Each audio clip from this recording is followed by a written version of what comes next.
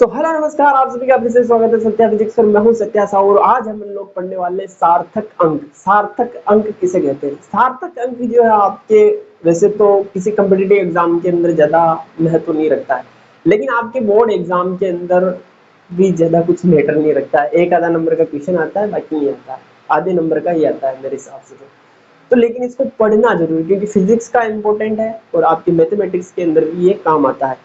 और इसके साथ में अपन पढ़ेंगे अंकों को पूर्ण करना, इसके जस्ट बाद में पढ़ेंगे। जो तो मैथमेटिक्स के आपने 5 छठी क्लास के अंदर पढ़ ही रखा होगा, नहीं पढ़ रखा है, नहीं समझ में आता है, तो आज आपको बढ़िया अच्छे से समझ में आ जाने वाला है। तो सार्थक अंक किसे कहते हैं? सार्थक अंक किसे कहते हैं? किसी भौतिक राशि को यथार्थता पूर्वक व्यक्त करने के लिए उपयोग में लाए गए अंकों को सार्थक अंक कहते हैं। नहीं समझ में आ गया? समझ में नहीं आया तभी तुम लोग यहाँ पे। तो इसको समझने के लिए अपन एक एग्जांपल देखते हैं। जैसे कि पहले तो देख लो, यथार्थता पूर्वक का मतलब क्या होता है? एग्जैक्ट, यानी कि आपके पास में कोई ऐसा नंबर हो जो आपने कोई भी परिणाम निकाला या फिर आपने कोई भी प्रयोग किया, उसकी एग्जैक्ट वैल्यू देता हो। एग्जैक्ट वैल्यू देता हो, वही आपके क्या होगा? यथार्थ नंबर होगा। अगर आपके पास में कोई नंबर है वो एग्जैक्ट वैल्यू नहीं बता रहा है तो वो यथार्थ अंक नहीं होगा। देखो, जैसे कि आपके पास में क्लास टेस्ट हुआ, क्लास टेस्ट के अंदर आपके 10 में से 8.50 नंबर आए, ये आपके क्लास टेस्ट के नंबर आए। जब आप अपने दूसरे दोस्त को, जिसके क्लास टेस्ट के अंदर 9 नंबर है, उसको बताते हो तो आप बताते हो कि मेरे भी क्लास टेस्ट के अंदर 9 नंबर आए। बड़े चालाक आदमी, आप बोलते हो कि राउंड फिगर करके मैं इसको 9 मान लेता हूँ। लेकिन यहाँ पर जो 9 है वो आपके यथार्थ अंक नहीं है। आपका यथार्थ अंक तो 8.50 ही है, क्योंकि आपके पेपर के अंदर या फिर टेस्ट के अंदर कितने नंबर आए? 8.50 ही नंबर आए, ना कि आपके 9 नंबर आए। तो यानी कि आपके टेस्ट के अंदर जो नंबर आए उनकी एग्जैक्ट वैल्यू क्या बताता है? ये वाला नंबर बताता है। ये आपकी क्या हुआ? यथार्थ नंबर हुआ। ठीक है, इसको दूसरे एग्जाम्पल से समझते हैं। दूसरा एग्जाम्पल ये है कि मान लो कि आपके पास में, पास ही के गांव में आपकी गर्लफ्रेंड रहती है, और जब आप जाते हो तो साइड में आपके साइन बोर्ड लगा होता है जिसके ऊपर लिखा होता है कि फलाना गांव कितने किलोमीटर, 5 किलोमीटर। तो आप 5 किलोमीटर के बारे में बताते हो तो वहां पर एग्जैक्ट 5 किलोमीटर नहीं लिखा होता है। 5 किलोमीटर लिखा होता है जैसे ये आपके कोई माइलस्टोन है जिसके ऊपर क्या लिखा हुआ है? 5 किलोमीटर। कौन सा गांव है? फलाना, फलाना गांव है। ठीक है, ये फलाना गांव है जो आपके गांव से 5 किलोमीटर दूर है। तो यहाँ पर जो 5 किलोमीटर होता है एग्जैक्ट वैल्यू नहीं होती है। ये जैसे कि मान लो कि 4.9 किलोमीटर भी हो सकता है, या फिर 5.2 किलोमीटर भी हो सकता है, 5.1 किलोमीटर भी हो सकता है।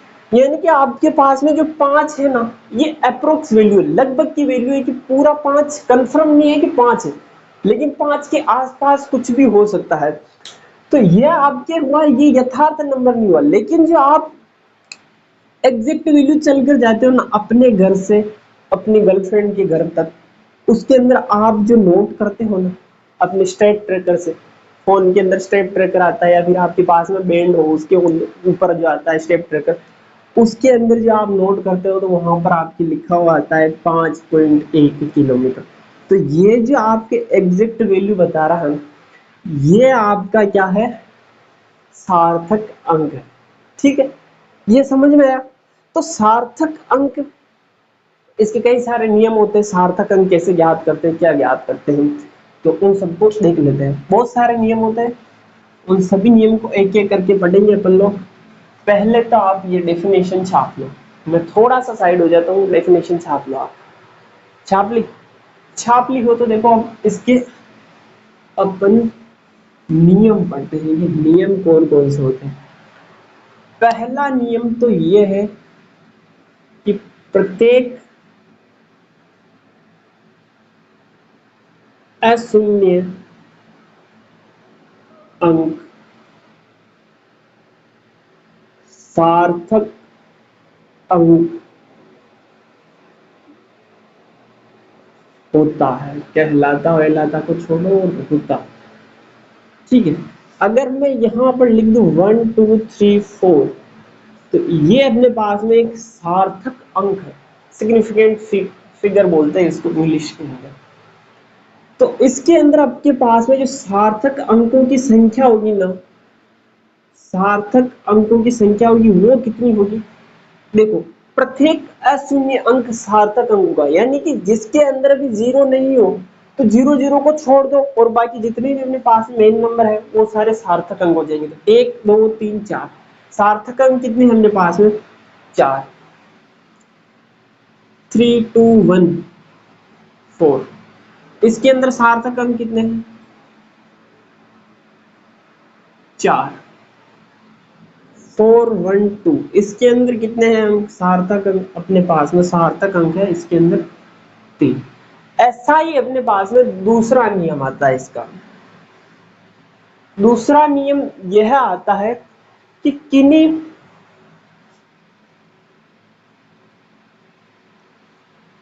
दो अशून्य अंकों, या फिर क्या लिखोगे, सार्थक अंकों के मध्य आने वाले शून्य सार्थक अंक होते हैं।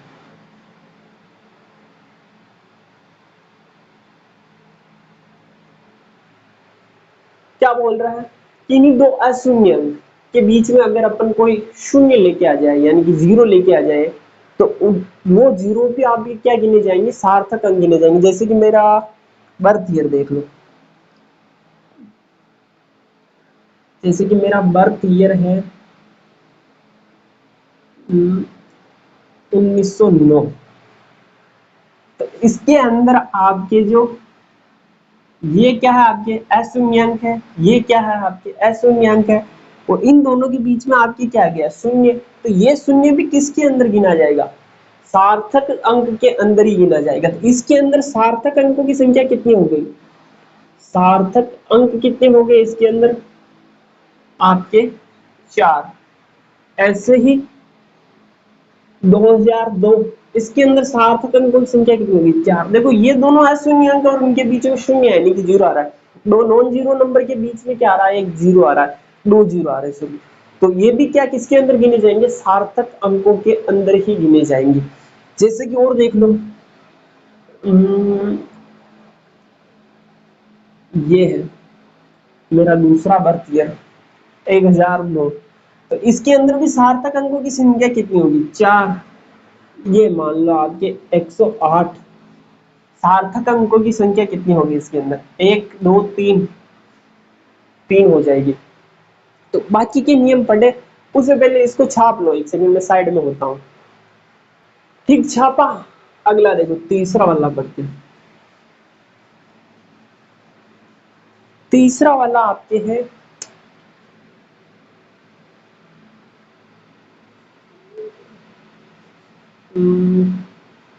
किसी अशून्य अंक से पहले आने वाले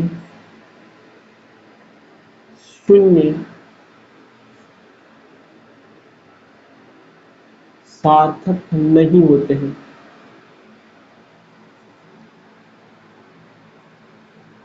ठीक है, एग्जाम्पल के लिए देखो कि आपके पास में 0 0 0 0 1 2 3 लिखा हुआ, इसके अंदर सार्थक अंक कितने होंगे आपके?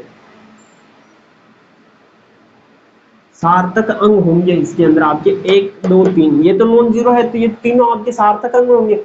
अशून्य अंक है तो ये तो आपके क्या होंगे? सार्थक अंक होंगे। लेकिन आपके जो ये 2 जीरो है ना, ये सार्थक अंक नहीं होंगे, क्योंकि ये आपके नॉन जीरो वैल्यू के आगे आ रहे हैं, यानी कि अशून्य अंकों के पहले आ रहे हैं, इसलिए आपके क्या होंगे? ये सार्थक अंक नहीं होंगे। तो इसके अंदर टोटल सार्थक अंक कितने हो जाएंगे? 3। जैसे कि 0 5 0.04। इसके अंदर सार्थक अंक कितने होंगे? 1 2 3। देखो ये शून्य तो बीच में आ रहा है, 2 अशून्य अंक यानी 5 और 4 के बीच में आ रहा है, तो ये तो आपके सार्थक अंक के अंदर गिना जाएगा। लेकिन ये वाला सार्थक अंक के अंदर नहीं गिना जाएगा क्योंकि ये आपके अशून्य अंक के पहले आ रहा है। तो सार्थक अंक कितने हो जाएंगे इसके अंदर? सार्थक अंक इसके अंदर भी हो जाएंगे 1 2 3 3। ठीक है, अगला नियम पढ़ते हैं अपन। अगला नियम ये कहता है अपने को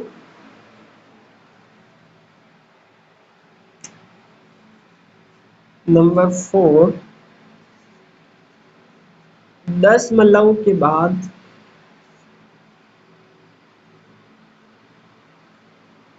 किसी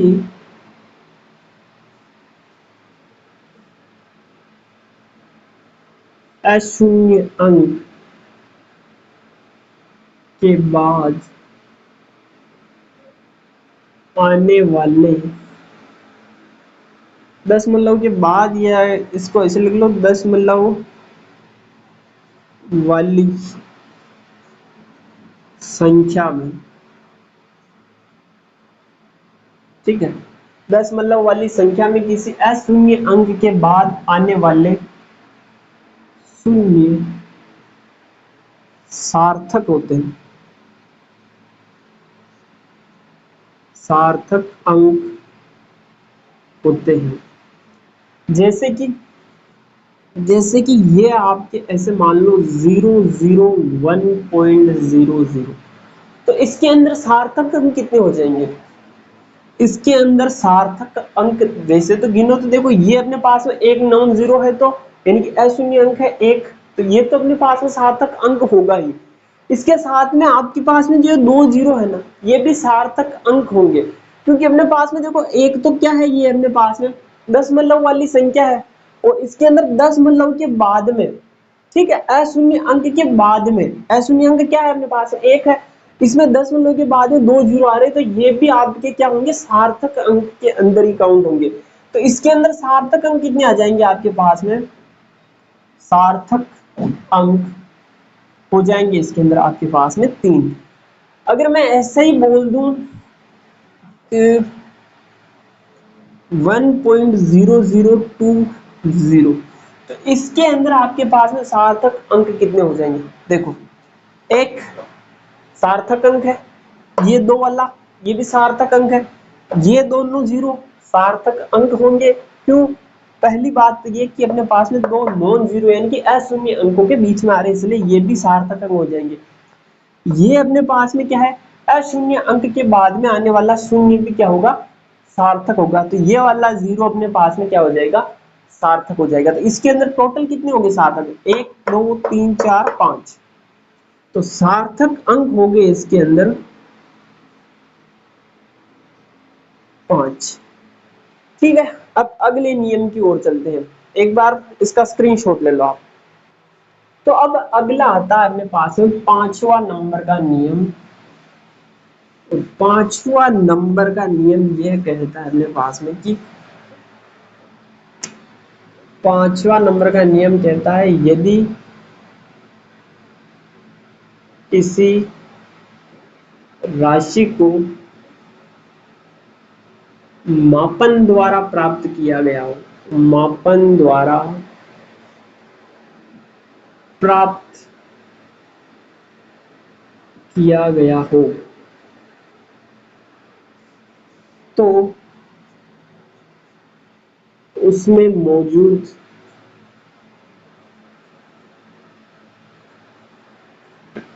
शून्य सार्थक अंक होंगे।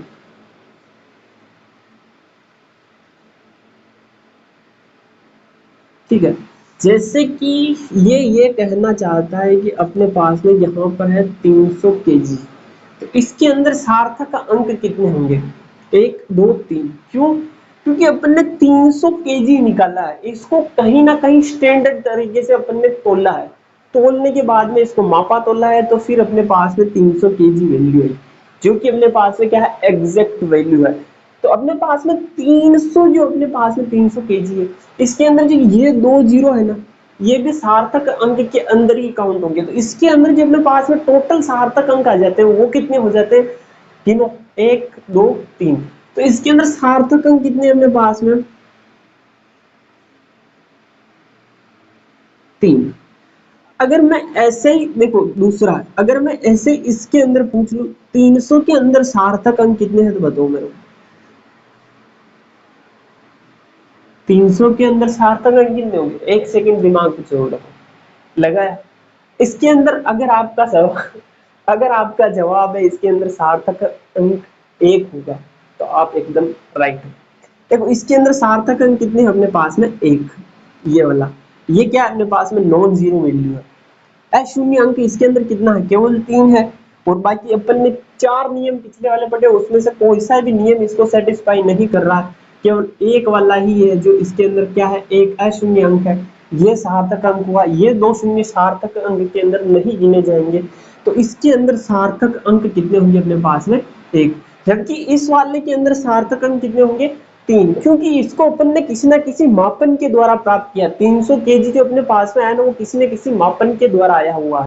ऐसा ही एग्जाम्पल और देख लो, जैसे कि आपको 420 में सार्थक अंक पूछे अगर कोई, तो इसमें सार्थक अंक हो गया आपके पास में 1 2। कितने होंगे? 2। लेकिन अगर आपको ऐसे पूछ ले 420 मीटर पर सेकंड, तो इसके अंदर सार्थक अंक हो जाएंगे आपके, इसके अंदर आपके पास में सार्थक हो जाएंगे 3। ये जीरो भी इसके अंदर क्या होगा? काउंट होगा। क्यों? क्योंकि इसको भी अपन ने मापा है, वेलोसिटी, वेग को अपन ने मापा है। ये कोई राशि है जिसको अपन आसानी से माप सकते हैं। तो मापने के बाद में जो अपने पास में जो राशि प्राप्त होगी, अगर उसके अंदर भी अपने पास में जीरो है, तो उन जीरो को अपन सार्थक अंक के अंदर गिनेंगे। ठीक है, ये बात आपके दिमाग में घुस जानी चाहिए। इसको नोट करो, अगला वाला बताता हूं। इसका अगला नियम आता है अपने पास में, रूल नंबर 6, नियम नंबर 6। छठा नियम आता है इसके अंदर, 10 की घातों को सार्थक अंक में नहीं गिना जाता है। सार्थक अंक में नहीं गिना जाता है। ठीक है, अपने पास में जहां कहीं पर भी 10 की घातें दिख जाए, कोई भी संख्या हो जिसके अंदर आपको 10 की घातों के अंदर नंबर दिया हुआ, तो वहां पर जो 10 की घातें आएंगी ना, उसको आपको सार्थक अंक नहीं गिनना है। ऐसे नहीं भी गिनने बैठ गए 10 की घात 7 है तो आप लिख दो 10 की घात 7 यानी कि 7, इसके अंदर जीरो आ रहे तो वो सार्थक अंक हो जाएंगे। नहीं, ऐसा नहीं होगा। जैसे कि अगर आपके पास में ये मान लो 4.2 इंटू 10⁻7 लिखा हुआ है कहीं, सार्थक अंक बताओ इसके अंदर तो कितने होंगे? केवल इसके अंदर आपके सार्थक अंक होंगे केवल 2, एक तो 4 और एक 2। अगर आपके पास ऐसा लिखा हो 4.0 इंटू 10⁻⁻7, तो सार्थक अंक कितने हो जाएंगे? तो भी सार्थक अंक आपके पास में केवल कितने रहेंगे? 2, एक और दूसरा वाला ये, कितने हो जाएंगे?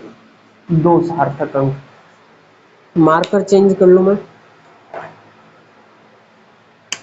अगर आपके पास में कहीं ऐसा लिखा हो कि 5×10⁻³ सार्थक अंक, केवल सार्थक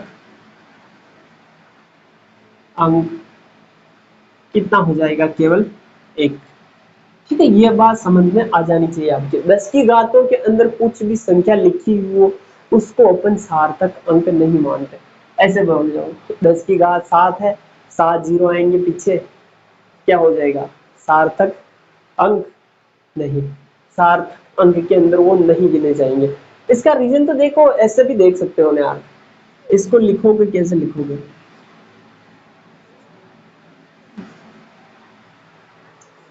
ज्यादा होशियार ना हो।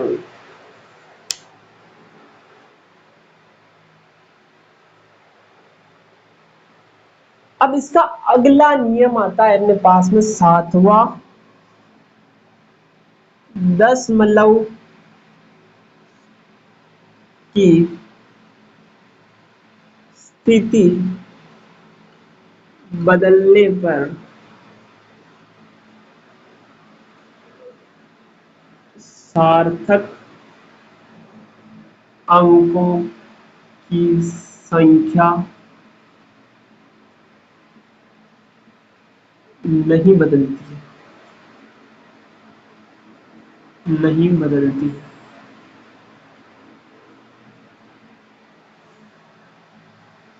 ठीक है, जैसे कि आपके पास में बोले 3.14 में सार्थक अंक कितने हैं, सार्थक अंक बताओ कितने हैं इसके अंदर, 1 2 3, तो इसके अंदर कितने हैं सार्थक अंक 3।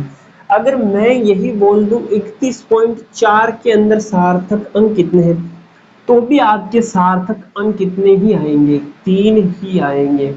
ठीक है, 10 को मैंने यहां से उठा के यहां पटक दिया, कुछ फर्क नहीं पड़ा, यानी कि 10 कहीं पर भी लगो लेकिन सार्थक अंक तो वही रहना है।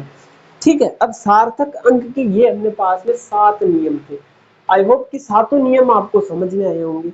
अगर आपको सातों नियम समझ में आए तो जल्दी से वीडियो को लाइक कर दो और चैनल को सब्सक्राइब कर दो।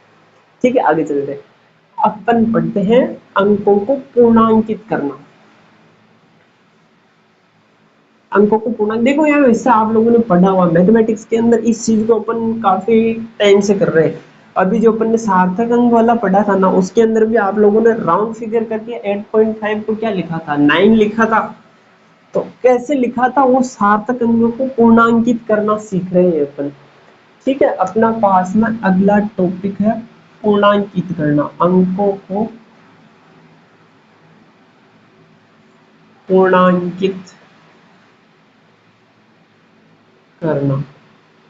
पूर्णांक बनाना है अपने को, कोई भी पॉइंट में संख्या आ जाए तो इसको बढ़ा के कैसे लिखना है, घटा के कैसे लिखना है, ये अपन देखेंगे। नियम नंबर पहला है इसके पास में, अगर जिस अंक को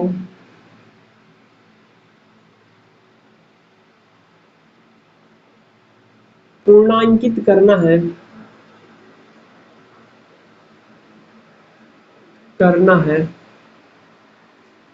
उसके बाद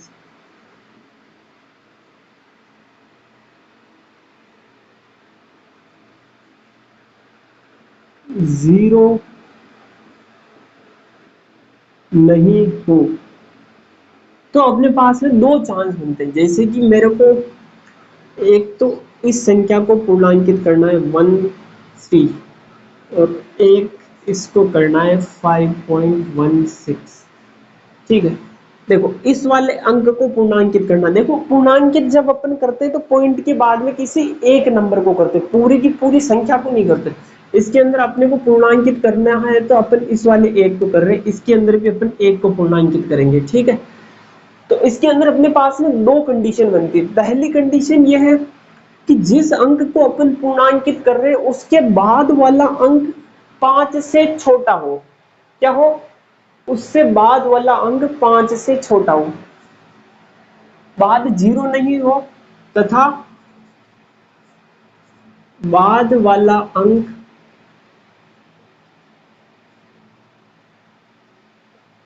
5 से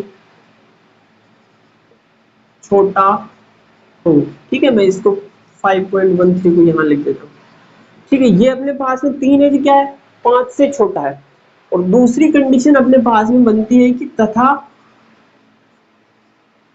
बाद वाला अंक 5 से बड़ा हो। ठीक है, तो यहां पर अपन ने क्या लिखा था, 5.16। अब दोनों को पूर्णांकित करना, पहला वाला अपने पास में एग्जाम्पल है, इस अंक को अपने को पूर्णांकित करना और इसके बाद वाला अंक 5 से छोटा है। यहाँ पर इस अंक को अपने को पूर्णांकित करना और इसका बाद वाला अंक अपने पास में 5 से बड़ा है।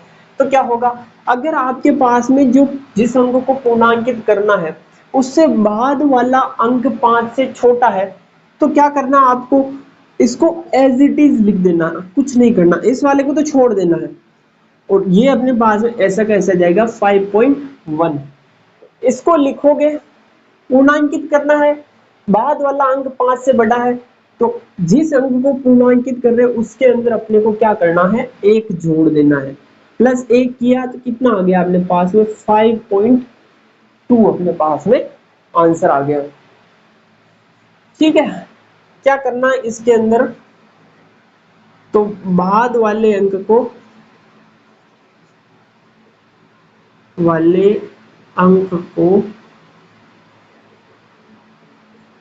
छोड़ देते हैं। ठीक है, तो इसमें करते हैं अपन, तो पूर्णांकित करने वाले अंक में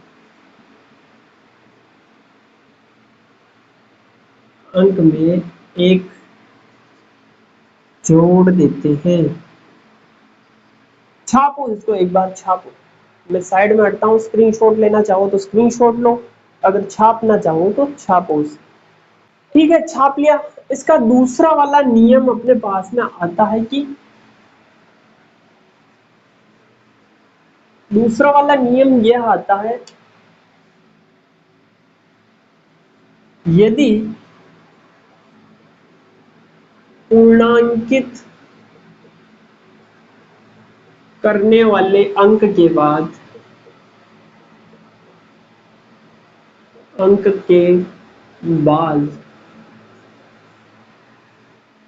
5 हो, ठीक है ना, पहले अपन ने क्या बोला था, 5 से बड़ा होना चाहिए, फिर 5 से छोटा होना चाहिए। अब अगर 5 हुआ तो आपको क्या करना है, अगर बाद में 5 है तथा 5 के बाद कोई अशून्य अंक है, तो पूर्णांकित करने वाले अंक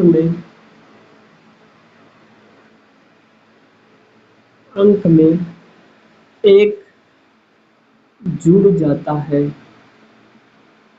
ठीक है, क्या बोलना चाहता है ये अपने पास में, जैसे कि अपने पास में 2.054 है, क्या बोल रहा है, इस अंक को अपने को पूर्णांकित करना है। ठीक है, और इसके बाद में जस्ट बाद में आ गया अपने पास में 5, और 5 के बाद में अपने पास में 4 आया, जो कि एक अशून्य अंक है।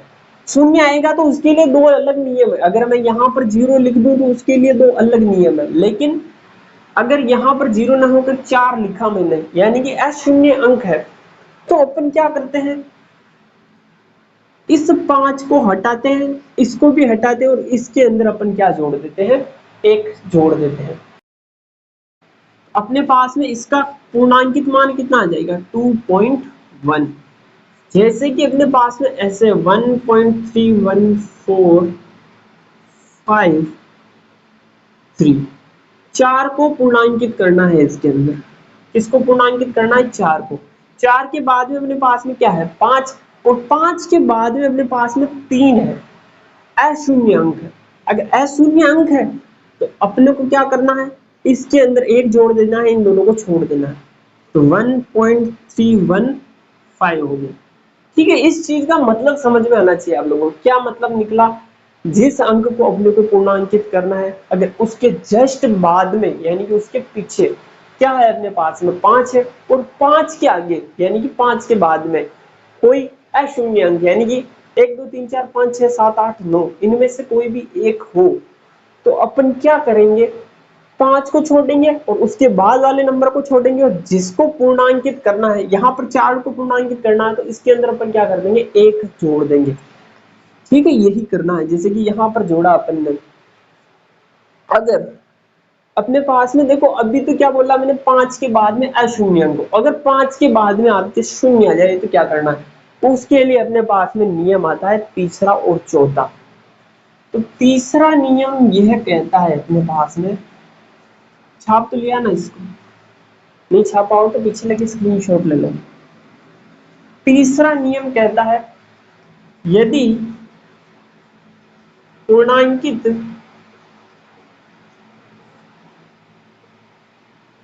होने वाले अंक के बाद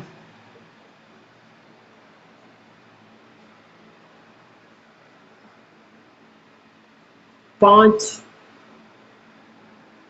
हो तथा 5 के बाद 0 हो तो अब यहां पर भी अपने पास में इससे दो नियम निकलेंगे, ठीक है। ये तीसरा मान लो तो यहां से चौथा हो जाएगा ये वाला। दो नियम निकलेंगे यहां से भी। कौन कौन से निकलेंगे? पहला वाला देखो, जैसे कि हमने को जिस अंक को पूर्णांकित करना है उसके बाद में 5 है और उस 5 के जस्ट बाद में अपने पास में क्या आ गया? 0 आ गया। तो अपने पास में दो कंडीशन बनती है। पहली ये कि जिस अंक को पूर्णांकित करना है वो वाला अंक अपने पास में क्या है? सम है। तो तथा 5 से पूर्व, यानी कि 5 से पूर्व वाला अंक कौन सा होगा? 5 से पूर्व वाला अंक वो होगा जिसको अपन पूर्णांकित कर रहे होंगे। देखो एग्जाम्पल से बढ़िया समझ में आएगा, पहले इसकी डेफिनेशन लिख लेते हैं। 5 से पूर्व वाला अंक सम हो, और दूसरा अपने पास में बनता है 5 से पूर्व वाला अंक विषम हो। ठीक है, जैसे कि अपने पास में एग्जाम्पल्स है कि किसको पूर्णांकित करना है। 1.3250 और यहाँ पर 1.3350। इन दोनों को अपने को पूर्णांकित करना है। इसके अंदर अपने को 2 को पूर्णांकित करना है और इसके अंदर अपने को इस वाले 3 को पूर्णांकित करना है। कैसे करेंगे? पहली वाली कंडीशन देखो, इसको पूर्णांकित करना, इसके बाद में जस्ट अपने पास में क्या है? 5, और 5 के बाद में अपने पास में क्या आ रहा है? 0। 3 को पूर्णांकित करना है, 3 के बाद में आया 5 और 5 के बाद में आ रहा है अपने पास में 0। लेकिन क्या बोल रहा है? इस 5 से पूर्व वाला अंक यानी कि जिसको पूर्णांकित कर रहे हैं वो क्या है? इसके अंदर सम है। 5 से पूर्व वाला अंक यानी जिसको पूर्णांकित कर रहे हैं वो वाला अंक अपने पास है, इसके अंदर क्या है? विषम है। तो क्या होगा? सम वाले के अंदर तो अपने को क्या करना है? छोड़ देना है। ऐसे कैसे? इन दोनों को छोड़ दो और अपने पास में पूर्णांकित मान कितना आया इन दोनों का? पूर्णांकित मान कितना आया? 1.32। ठीक है, इन दोनों को लिख लेना, इन दोनों को अपने को छोड़ देना। ये वाला नियम यह कहता है कि अगर विषम संख्या है तो इन दोनों को तो करना है गायब और इसके अंदर अपने को क्या करना है? 1 जोड़ना है। यानी कि कुल मिला के यहाँ पर अपने को क्या लेके आना है? सम संख्या। सम संख्या लेके आना है, यानी कि विषम के अंदर अपने को क्या जोड़ना है? 1 जोड़ना है। इन दोनों को भूलो और यहाँ पर 1 जोड़ो तो कितना हो गया अपने पास में? 1.34 अपने पास में आंसर आ गया। तो इसकी जगह क्या लिख सकते हो कि सम हो तो 5 व 0 को छोड़ दो व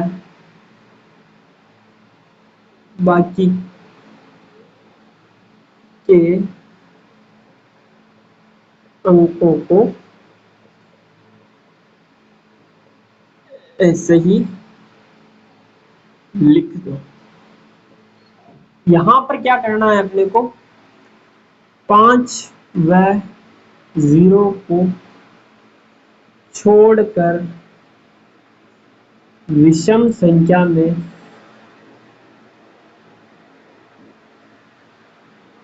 एक जोड़ा जाता है। ठीक, मैं थोड़ा सा साइड में हो जाता हूँ, इसका स्क्रीनशॉट लो। आई होप लिया होगा। तो इस वीडियो के अंदर बस इतना ही। अगर वीडियो पसंद आया हो तो चैनल को सब्सक्राइब कर दो। मिलते हैं अगली वीडियो के अंदर, तब तक के लिए पढ़ते हो बस। पढ़ते हैं।